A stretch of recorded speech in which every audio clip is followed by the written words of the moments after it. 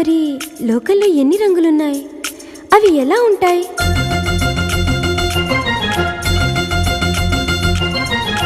బుగ్గ మీద వెచ్చని సిగ్గు వచ్చినప్పుడు దానిని అడుగు, ఎర్రదనం అంటే చెబుతుంది.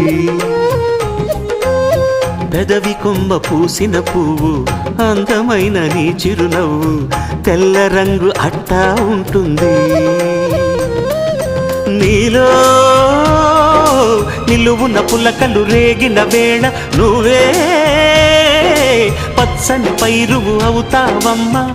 దిగులు రంగే నలుపు అనుకో, ప్రేమ పొంగే పసుపు అనుకో. భావాలను గమనిస్తుంటే ప్రతి రంగును చూస్తున్నట్టే, చూపులు ఎవరివైనా చూపించే లోకం ఒకటి. నేస్తమా ఇద్దరి లోకం.